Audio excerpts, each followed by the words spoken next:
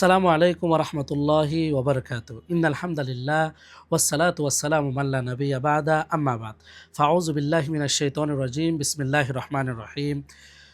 প্রিয় দর্শক, আপনাদেরকে স্বাগত জানাচ্ছি ভয়েস ওয়ার্ল্ডের মাসব্যাপী অনুষ্ঠান ইসলামের জ্ঞানে। আলহামদুলিল্লাহ, প্রত্যেক দিনের মতো আজকেও একটি ভিন্ন রকম একটা প্রশ্ন নিয়ে আপনাদের সামনে হাজির হয়েছি, যেটা আমরা অনেকে জানতে চাই। সেটা হচ্ছে, অমুসলিমদের খাবার দিয়ে ইফতার করা যাবে কিনা। যেমন আমরা অনেকের খেয়াল করতে থাকি, আমি একটা পবিত্র রোজা রমজান মাসের মধ্যে, পবিত্র একটা মাসের মধ্যে আমি ইফতার করব। যেমন আপনার বন্ধুবান্ধব ভিন্ন ধর্মাবলম্বী আছে, যেমন খ্রিস্টান আছে, হিন্দু আছে, বৌদ্ধ আছে, যে ধর্মর হোক না কেন, আপনাকে অনেকে রমজানের দিকে খেয়াল করে আপনাকে কিছু হাদিয়া দিতে চায় এবং আপনাকে সেভাবে কিছু মানুষের ইফতার করাতে চায়। তাহলে আমরা অনেকে প্রশ্ন করি যে, একটা ভিন্ন ধর্মাবলম্বী আমাদের ধর্মীয় একটা অনুভূতির মধ্যে আঘাত আসবে কিনা, আমাদের ধর্মের মধ্যে কোনো রকমের সওয়াব কমতি হবে কিনা তাদের নেওয়ার কারণে, এটা নেওয়া জায়েজ কিনা, এরকম আমরা অনেকে প্রশ্ন করতে থাকি। যেমন কি আপনার বিবেকও কাজ করবে যে, আমি মুসলমানের ছেলে, আমি রোজা রাখতেছি, তাদেরগুলা দিয়ে তো না হওয়ায় কথা কি, এরকম কি শরীয়তের মধ্যে আছে নাকি নাই, এই বিষয়ে আমরা কাঞ্চন মাত্র আলোচনা করবো ইনশাল্লাহ। সেই বিষয়টি আমরা খেয়াল করব। যেমন কি আমাদের এই ফতোয়া হিন্দিয়া 5 নম্বর খণ্ড পৃষ্ঠা নম্বর 347 লাইব্রেরি কুতুবখানায়ে রশিদিয়ার মধ্যে একটা খুব সুন্দর মাসালা পেশ করেছেন। যদি আপনি যে বলছেন যে অমুসলিমের খাবার দিয়ে যদি ইফতার করা যাবে কিনা, হ্যাঁ অবশ্যই যাবে। কেননা এই যে অমুসলিম বন্ধু বা আপনার আত্মীয় স্বজনের পাশে, আপনার পার্শ্ববর্তী প্রতিবেশী যদি আপনাকে দেয়, সেটা যদি হালাল এবং পবিত্র যদি হয় তাহলে আপনি গ্রহণ করতে পারবেন। আর যদি এরকম হয় তিনি হালাল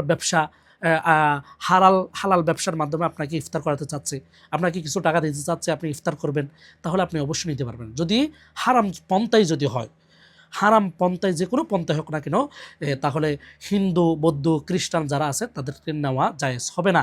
আর তার পাশাপাশি আপনি যদি একটা হিন্দুর পক্ষ থেকে যদি কোনো কিছু নেন, আপনি সেটা যদি তাদের ধর্মীয় রীতি অনুযায়ী, তাদের প্রসাদ বা তাদের ভগবানের সামনে থেকে নিয়ে আমাদেরকে দেওয়া হচ্ছে, এরকম যদি কিছু হয়, তাহলে এটা তো নেওয়া যাবেই না। তার সাথে সাথে আপনি গুনার সম্মুখীন হবে। যদি আপনার বন্ধু এবং প্রতিবেশীর যদি সেগুলো যদি হালাল হয়, পবিত্র হয়, আপনি নিতে পারবেন, ওগুলা ইফতার করলে আর আফজল হবে। এখানে কোনো কি হবে না, কোনো রকমের খারাপ কিছু হবে না। আফজল হওয়ার কারণটা কেন বলতেছি, আপনার কারণে ওই মানুষটা মুসলমানদের বার্তৃত্ব বজায় রাখার যে বিষয়টা আছে ওইটাও ফুটে উঠবে।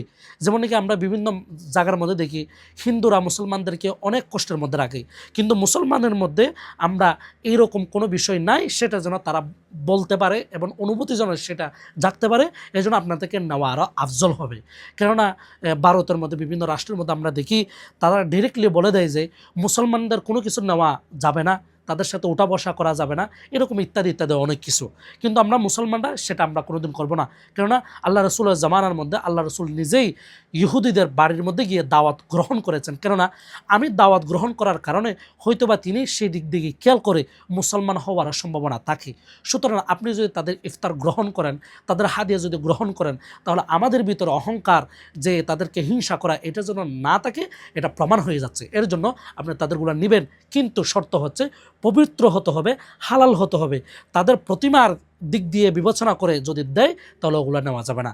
আশা করি যে প্রশ্নটি আপনার মনে যাচ্ছে, আপনি যেটা চাইছেন, আপনার দর্শকরা আশা করি উত্তরটা পেয়েছেন। ইনশাল্লাহ আগামীকাল ঠিক এক সময়ের মধ্যে আরেকটা ভিন্ন প্রশ্ন নিয়ে আপনাদের সামনে হাজির হব। ততক্ষণের জন্য সুস্থ থাকুন, ভালো থাকুন। আমাদের অনুষ্ঠানগুলো দেখতে ভয়েস ওয়ার্ল্ডের সাথে থাকুন। আসসালামু আলাইকুম ওয়া রাহমাতুল্লাহি ওয়া বারাকাতুহু।